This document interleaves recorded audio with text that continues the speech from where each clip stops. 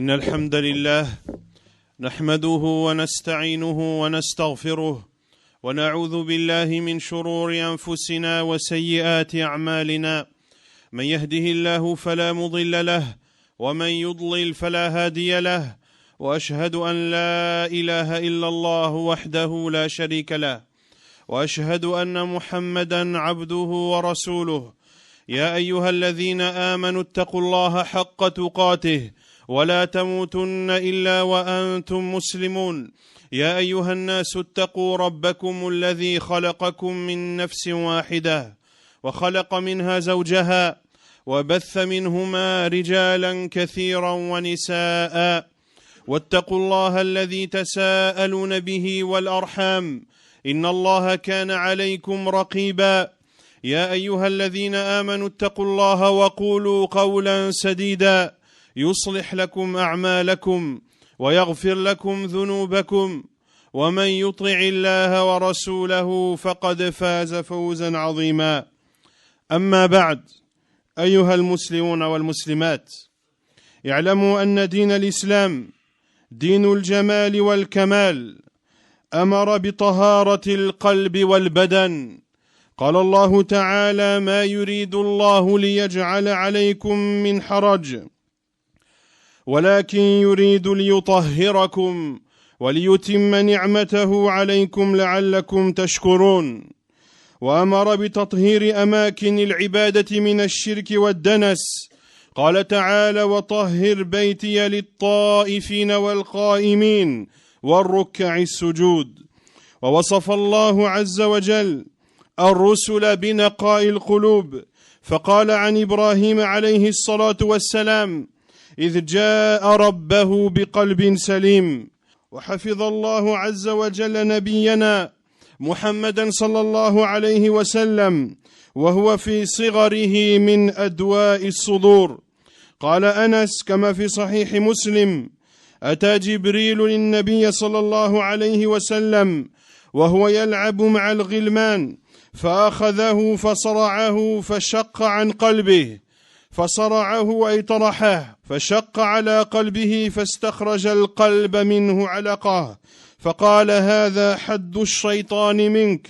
ثم غسله في طست من ذهب بماء زمزم، ثم لأمه، ثم أعاده في مكانه. ولما أرسل النبي صلى الله عليه وسلم أمره الله بالحفاظ على سلامة قلبه، فقال عز وجل: وثيابك فطهر. قال سعيد بن جبير رحمه الله: وقلبك ونيتك فطهر. فكان من دعاء النبي صلى الله عليه وسلم: اللهم نقني من الخطايا كما ينقى الثوب الأبيض من الدنس، اللهم اغسل خطاياي بالماء والثلج والبرد. متفق عليه. ولما أراد الله عز وجل أن يكرم رسوله صلى الله عليه وسلم بالإسراء والمعراج غسل قلبه مرة ثانية، إذ لا يدنو منه سبحانه وتعالى إلا سليم الصدر. قال عليه الصلاة والسلام: نزل جبريل ففرج صدري أي شقه، ثم غسله بماء زمزم، ثم جاء بطست من ذهب ممتلئ حكمة وإيمانا فأفرغها في صدري ثم أطبقه، ثم أخذ بيدي فعرج بي إلى السماء. متفق عليه. Chers musulmans et musulmanes, sachez que la religion musulmane est la religion de la beauté et de la complétude, une religion qui nous ordonne de purifier nos corps comme nos cœurs. Allah Azza wa Jal dit, selon le sens, Allah ne veut pas vous imposer quelques gênes, mais il veut vous purifier et parfaire sur vous son bienfait. Peut-être serez-vous reconnaissant.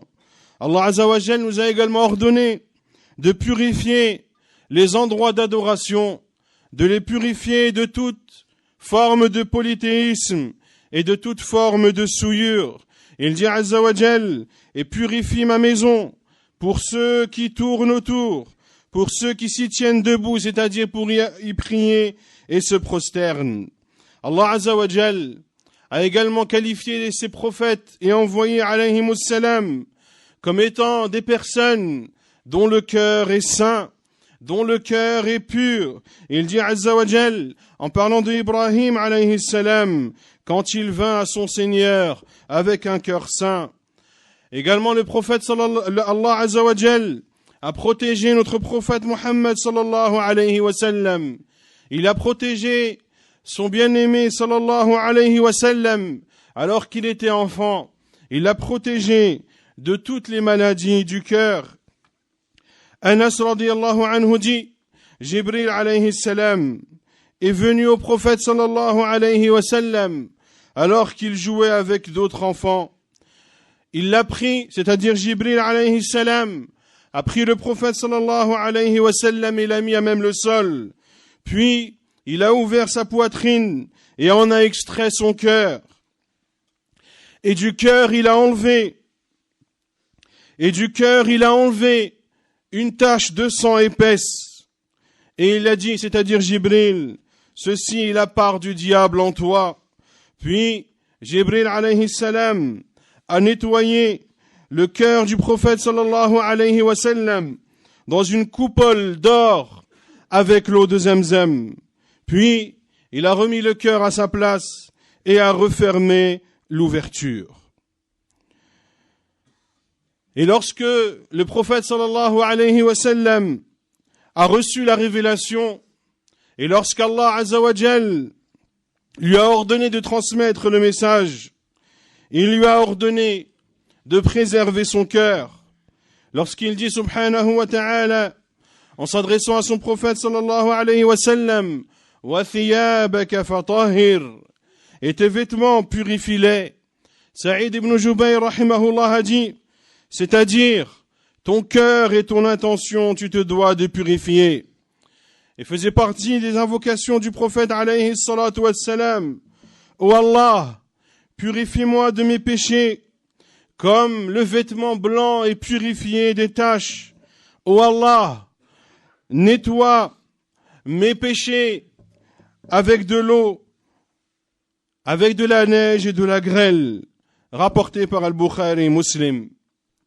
Et lorsqu'Allah Azza wa Jalla a décidé d'honorer son prophète sallallahu alayhi wa sallam à travers le voyage nocturne et l'ascension dans les cieux, le cœur du prophète alayhi salatu wa sallam a été une nouvelle fois lavé, car ne se rapproche d'Allah Azza wa Jalla que ceux dont la poitrine et les cœurs sont saints. Il dit sallallahu alayhi wa sallam, comme cela est rapporté par Al-Bukhari et Muslim, Jibril alayhi salam est descendu, il a ouvert ma poitrine, puis il a lavé avec de l'eau de Zamzam, puis il a apporté une coupole qui était pleine de sagesse et de foi, et il l'a reversée, il l'a versée dans ma poitrine, qu'il a refermée par la suite, puis il m'a pris par la main, et nous sommes montés aux cieux. Rapporté par Al-Bukhari et Muslim. وأثنى الله عز وجل على أهل قبى بتقواهم وملازمتهم كمال الطهارة. قال تعالى: لمسجد أسس على التقوى من أول يوم أحق أن تقوم فيه رجال يحبون أن يتطهروا والطهور شطر الإيمان ومن تطهر أحبه الله. قال تعالى: إن الله يحب التوابين ويحب المتطهرين ومفتاح الصلاة الطهور فلا يدخل المصلي في صلاته حتى يتطهر. وجعل سبحانه وتعالى الدخول إلى الجنة موقوفا على الطيب والطهارة فلا يدخلها إلا طيب طاهر. قال تعالى: سلام عليكم طبتم سلام عليكم طبتم فادخلوها خالدين. فمن تطهر في الدنيا ولقي الله طاهرا دخل الجنة ومن لم يتطهر في الدنيا فإن كانت طهارته معدومة كالكافر لم يدخلها بحال. من كانت له نجاسة وشاء الله عذابه دخل الجنة بعدما يتطهر في النار من تلك النجاسة ثم يخرج من النار. وأهل الإيمان إذا جاوزوا الصراط حبسوا على قنطرة بين الجنة والنار، فيهذبون وينقون من بقايا بقيت عليهم قصرت بهم عن الجنة ولم توجب لهم دخول النار. وطهارة القلب شرط لدخول الجنة. قال تعالى: يوم لا ينفع مال ولا بنون إلا من أتى الله بقلب سليم. قال الإمام ابن القيم رحمه الله: لا يجاور الرحمن قلب دنس بأوساخ الشهوات والرياء أبدا. وللباطن زينة كما للظاهر زينة.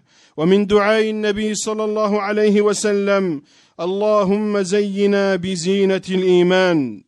ثم اعلموا أيها المسلمون أن القلوب كالأبدان، منها الصحيح ومنها السقيم، ومنها الحي ومنها الميت. وإذا نقي القلب من الأدران امتلأ بالرحمة والخير. فاهتم الإسلام بكل ما يصلح القلب، ونهى الإسلام عن جميع ما يفسده. وأعظم صلاح له هو التوحيد بإخلاص الأعمال لله وحده، وفساد القلب وموته بالشرك بالله تعالى. قال تعالى: إنما المشركون نجس، وتوعدهم عز وجل بالخزي والنكال، فقال: أولئك الذين لم يرد الله أن يطهر قلوبهم لهم في الدنيا خزي ولهم في الآخرة عذاب عظيم. والمنافقون وصفهم الله عز وجل بقوله: إنهم رجس. قال ابن كثير رحمه الله: أي خبثاء نجس بواطنهم وظواهرهم. Puis sachez, chers musulmans et musulmanes, qu'Allah subhanahu wa ta'ala fait les éloges des gens de Quba de par leur piété et de par le fait qu'ils étaient purs, radiyallahu anhum. Il dit azza wa jal, en parlant de la mosquée de Quba, la première mosquée construite en islam, une mosquée fondée dès le premier jour sur la piété et plus digne que tu t'y tiennes debout, c'est-à-dire pour prier.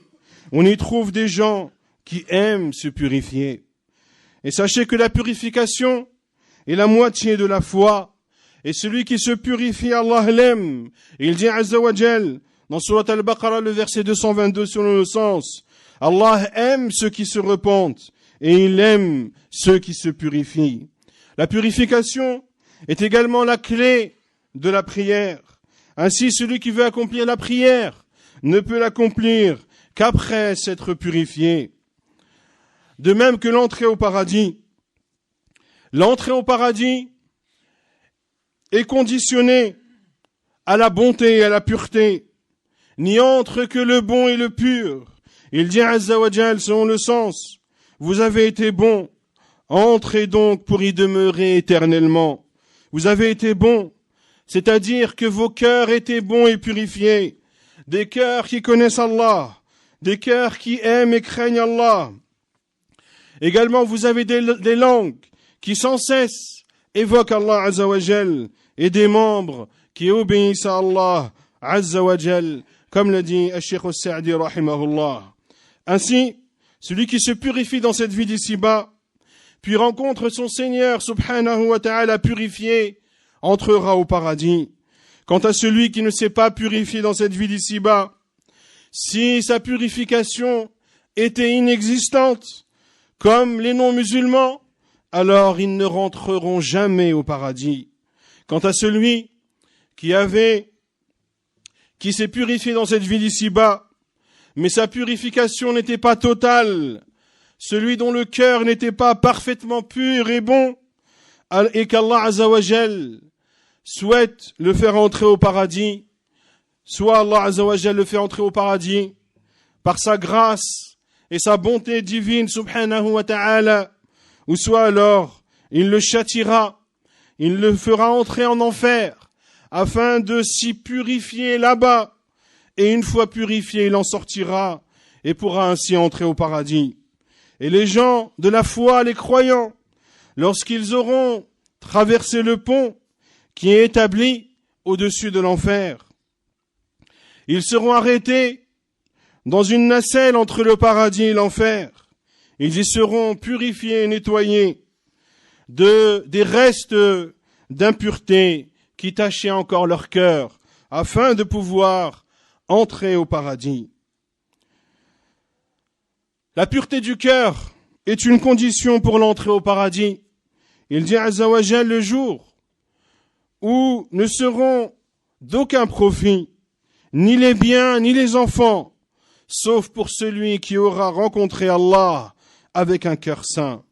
L'imam Ibn al-Qayyim rahimahullah a dit: ne côtoie le tout miséricordieux, ne côtoie pas le tout miséricordieux, tout cœur entaché par les saletés et par la souillure des passions et de l'ostentation.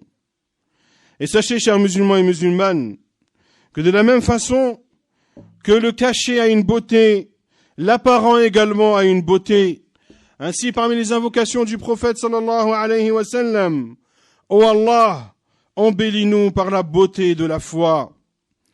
Les cœurs sont comme les corps. Il y a des cœurs malades et des cœurs en bonne santé. Il y a des cœurs vivants comme des cœurs morts. Et lorsque le cœur est purifié de toute saleté et impureté, alors il se remplit de bien et de miséricorde.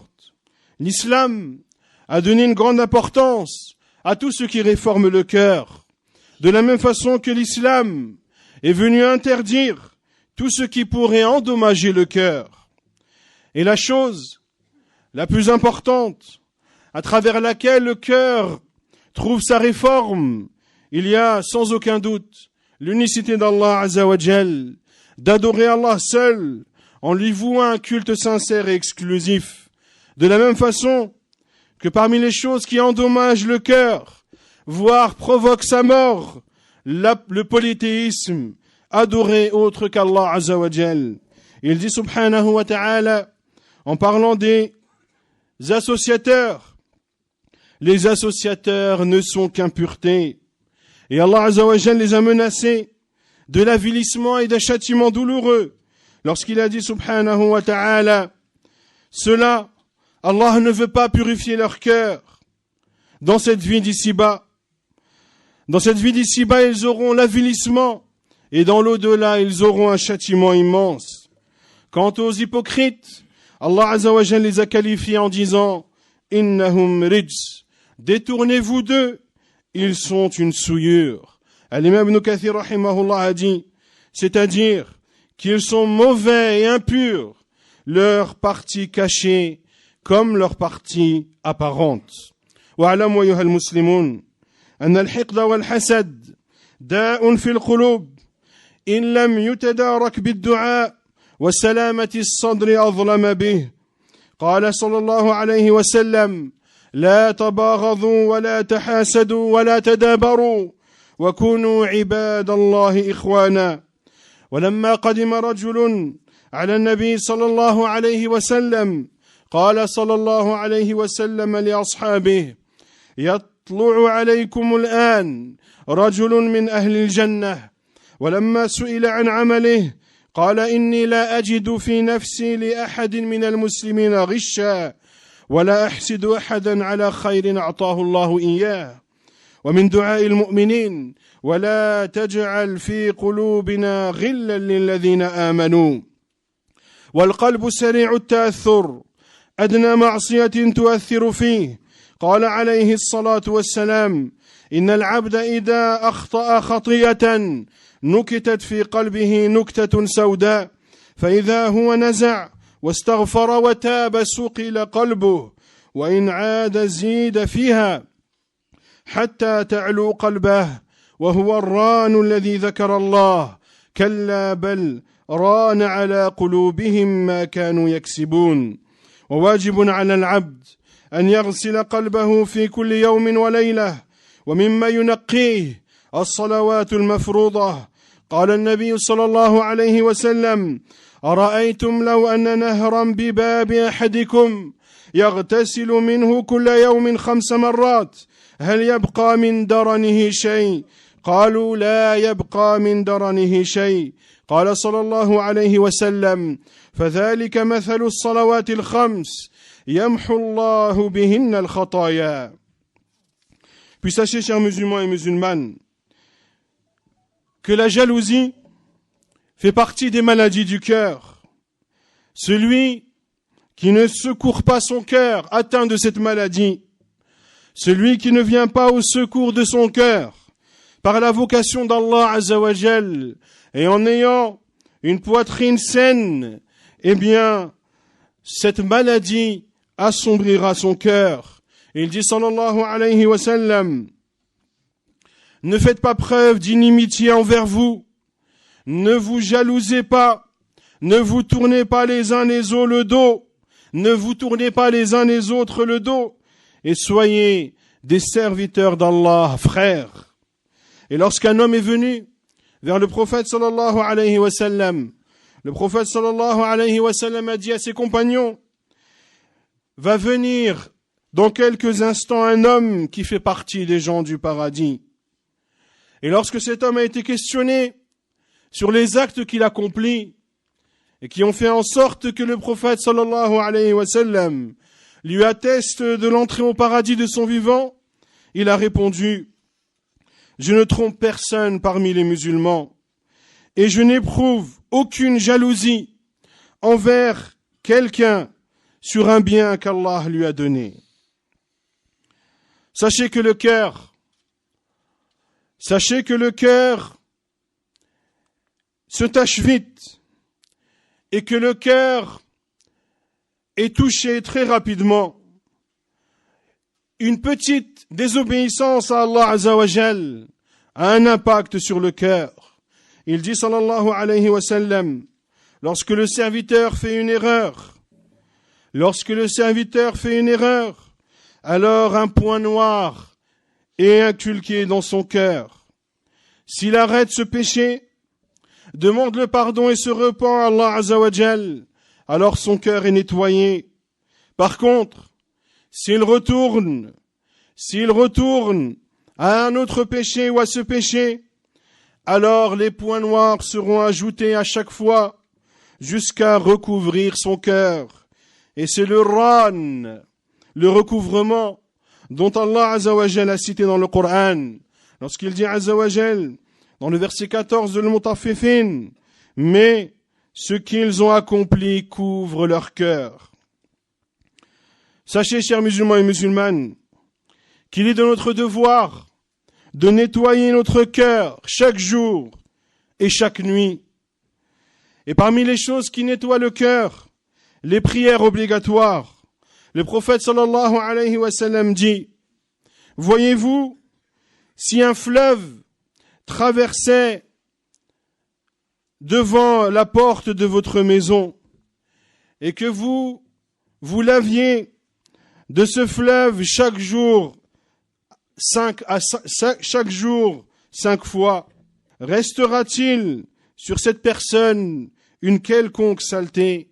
Ils ont dit non, il ne restera aucune saleté sur cette personne. Le prophète sallallahu alayhi wa sallam a leur dit: ainsi sont les 5 prières. Allah Azza wa Jal efface par celle-ci l'ensemble des péchés. Rapporté par Al-Bukhari wa Muslim. أقول قولي هذا وأستغفر الله. الحمد لله رب العالمين والصلاة والسلام على أشرف الأنبياء وإمام المرسلين نبينا محمد وعلى آله وصحبه أجمعين. ثم اعلموا أيها المسلمون والمسلمات أن الوضوء دواء للقلوب والجوارح. قال صلى الله عليه وسلم: إذا توضأ العبد المسلم أو المؤمن فغسل وجهه خرج من وجهه كل خطيئة نظر إليها بعينه مع الماء أو مع آخر قطر الماء. فإذا غسل يديه خرج من يده كل خطيئة كان بطشتها يداه مع الماء أو مع آخر قطر الماء، فإذا غسل رجليه خرجت كل خطية مشتها رجلاه مع الماء أو مع آخر قطر الماء حتى يخرج نقيا من الذنوب، متفق عليه. ومن أضاف إلى طهوره كلمة التوحيد فتحت له أبواب الجنة الثمانية. قال عليه الصلاة والسلام: ما منكم من أحد يتوضأ فيصبغ الوضوء ثم يقول: أشهد أن لا إله إلا الله وأشهد أن محمدا عبده ورسوله، إلا فتحت له أبواب الجنة الثمانية يدخل من أيها شاء. والزكاة أيضا تطهر القلب وتنيره. قال سبحانه: خذ من أموالهم صدقة تطهرهم وتزكيهم بها. وكلام رب العالمين شفاء للأبدان والصدور. قال تعالى: وننزل من القرآن ما هو شفاء ورحمة للمؤمنين. والحجاب طهر وعفاف. قال سبحانه: وإذا سألتموهن متاعا فاسألوهن من وراء حجاب ذلكم أطهر لقلوبكم وقلوبهن. وطهارة الظاهر متممة لطهارة الباطن، فاهتم الإسلام بطهارة بدن الإنسان منذ ولادته وهذا إلى وفاته، فإذا ولد ختن وحلق رأسه، وإذا مات غسل وأحسن كفنه وتطييبه. وكان صلى الله عليه وسلم يحب الطيب، ويرى وبيص طيب المسك يسيل من مفرق رأسه صلى الله عليه وسلم، وكان يتسوك عند كل وضوء وصلاة وعند دخول المنزل وإذا استيقظ من النوم.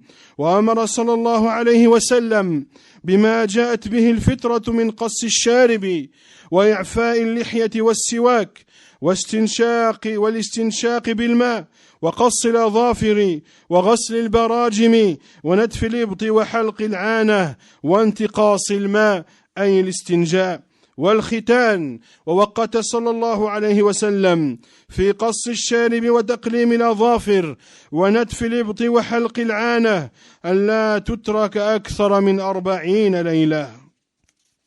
Puis sachez, chers musulmans et musulmanes, que les ablutions sont un remède pour les cœurs et pour le corps. Il dit sallallahu alayhi wa sallam, lorsque le musulman fait ses ablutions, lorsque le musulman ou le croyant fait ses ablutions et qu'il lave son visage, sortiront de son visage ou sortira de son visage tout péché qu'il a observé de ses yeux. Ces péchés sortiront avec l'eau ou avec la dernière goutte d'eau. Et lorsqu'il lave ses mains, sortiront avec ses mains chaque péché que ses mains ont commis. Et ces péchés sortiront avec l'eau, c'est-à-dire des ablutions, ou avec la dernière goutte d'eau. Et lorsqu'il lave ses pieds, sortira les péchés qu'ont commis ses pieds avec l'eau ou avec la dernière goutte d'eau, jusqu'à ce qu'ils sortent purifiés de tout péché. Et celui qui, en plus de la purification, ajoute la parole d'unicité, la parole du tawhid, alors les 8 portes du paradis lui seront ouvertes. Il dit sallallahu alayhi wa sallam, il n'y a pas une personne parmi vous qui fait ses ablutions et les accomplit de façon parfaite, puis dit: je n'atteste que nul ne mérite d'être adoré qu'Allah, et que Muhammad est son envoyé et son serviteur, alors les 8 portes du paradis lui seront ouvertes. Il entrera par la porte qu'il désirera. La zakat est également un moyen de purifier le cœur et de l'illuminer. Il dit subhanahu wa ta'ala, prélève de leurs biens une aumône par laquelle tu les purifies et les bénis. De même que la parole d'Allah Azza wa Jalla, le Seigneur des mondes, est une guérison pour les corps et une guérison pour les poitrines. Il dit subhanahu wa ta'ala, nous faisons descendre du Coran, nous faisons descendre du Coran ce qui est une guérison et une miséricorde pour les croyants. Le voile également, le voile de la femme musulmane est une purification et une chasteté. Il dit subhanahu wa ta'ala dans le verset 53 de Surat Al-Ahzab selon le sens: et si vous leur demandez quelque objet, demandez-le leur derrière un rideau. C'est plus pur pour vos cœurs et pour leurs cœurs. Et sachez que la purification de l'apparent vient compléter la purification de l'intérieur. Ainsi, l'islam est venu pour donner une importance particulière à la purification des corps. Ceci, depuis la naissance de l'être humain jusqu'à sa mort. Lorsque le musulman naît, il est circoncis et ses cheveux sont rasés. Et lorsqu'il meurt, il est lavé, il est enveloppé d'un linceul blanc et propre et il est parfumé. Ainsi le prophète sallallahu alayhi wa sallam aimait le parfum et l'on voyait la luisance et le scintillement du musc qui traversait l'arrêt de ses cheveux sallallahu alayhi wa sallam, comme le rapporte Aïcha radiyallahu anha. Et le prophète sallallahu alayhi wa sallam utilisait son siwak. Il utilisait son siwak pendant chaque ablution, avant chaque prière, à chaque fois qu'il entrait chez lui et lorsqu'il se réveillait de son sommeil. Et le prophète sallallahu alayhi wa sallam nous a ordonné d'accomplir ce qui est conforme à la fitra, à la raison saine, à savoir de tailler les moustaches, de laisser pousser la barbe, d'utiliser le siwak, de laver ses narines, de couper ses ongles, de laver les phalanges, d'épiler les aisselles, de raser le pubis et de se laver les parties intimes avec de l'eau après nos besoins. Également, le prophète sallallahu alayhi wa sallam nous ordonne de nous circoncire.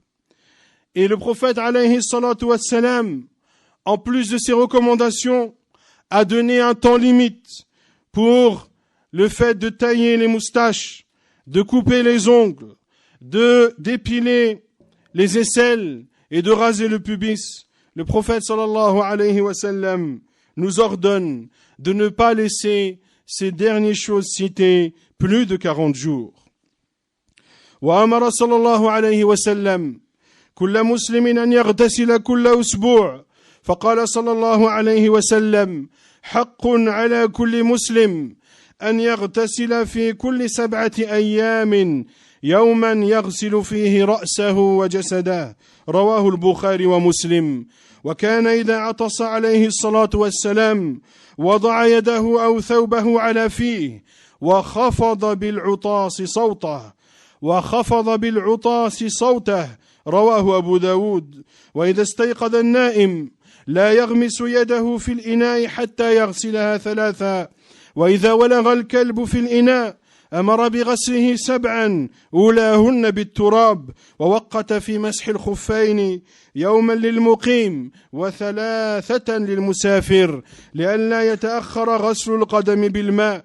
وزجر صلى الله عليه وسلم عما فيه رائحة تؤذي فقال عليه الصلاة والسلام كما في الصحيحين من أكل ثوما أو بصلا فليعتزلنا أو ليعتزل مسجدنا وليقعد في بيته. ونهى عليه الصلاة والسلام عن التخلي في طريق الناس أو ظلهم وعن البصاق في المساجد. ورغب صلى الله عليه وسلم في تطهير المساجد وعظم من يقوم بذلك. Et le prophète sallallahu alayhi wa sallam, toujours dans ses recommandations de purifier son corps et que la purification du corps vient compléter la purification du cœur. Il nous ordonne sallallahu alayhi wa sallam et ordonne à tout musulman de se laver au moins une fois par semaine. Il dit sallallahu alayhi wa sallam, c'est un devoir pour chaque musulman de se laver tous les 7 jours, un jour dans lequel il lave ses cheveux et son corps, rapporté par Al-Bukhari et Muslim. Et lorsqu'il éternuait sallallahu alayhi wa sallam, il mettait sa main devant sa bouche ou mettait son vêtement devant sa bouche et faisait en sorte que le bruit de l'éternuement soit moindre, rapporté par Abu Daoud. lorsque celui qui se réveille de son sommeil de nuit, ne doit pas plonger sa main dans un récipient avant d'avoir lavé ses mains à 3 reprises. Et lorsqu'un chien lèche un récipient, le prophète sallallahu alayhi wa sallam nous ordonne de laver ce récipient à 7 reprises, la première avec de la terre. Le prophète sallallahu alayhi wa sallam a également autorisé d'essuyer sur les chaussons ou les chaussettes pendant une durée de 24 heures pour celui qui est résident et une durée de 72 heures pour celui qui est en voyage, afin de ne pas retarder le lavage de ses pieds. Le prophète sallallahu alayhi wa sallam répugnait tout ce qui avait une mauvaise odeur. Il disait sallallahu alayhi wa sallam que celui qui mange de l'ail ou de l'oignon, c'est-à-dire cru, alors qu'il s'éloigne de nous, ou qu'il s'éloigne de nos mosquées et qu'il reste chez lui. Rapporté par Al-Bukhari et Muslim. Le prophète sallallahu alayhi wa sallam nous interdit également de faire nos besoins sur le chemin des gens ou de faire nos besoins dans les endroits ombragés. Les endroits ombragés dans lesquels les gens se réfugient, notamment dans les pays où il fait très chaud. De même qu'il nous interdit sallallahu alayhi wa sallam de cracher dans les mosquées, et il encourage alayhi salatu wa salam à nettoyer, à purifier les mosquées, et il donne une immense importance à ceux qui ont pour tâche ceci. Nasallallahu azza wa jal an yutahhira qulubana. اللهم أعز الإسلام والمسلمين وأذل الشرك والمشركين اللهم اغفر لنا ما قدمنا وما أخرنا وما أسررنا وما أعلنا وما أنت أعلم به منا اللهم اغسل خطايانا بالماء والثلج والبرد اللهم نقنا من الذنوب والخطايا كما ينقى الثوب الأبيض من الدنس وصل اللهم وسلم وبارك على نبينا محمد وعلى آله وصحبه أجمعين وآخر دعوانا أن الحمد لله رب العالمين.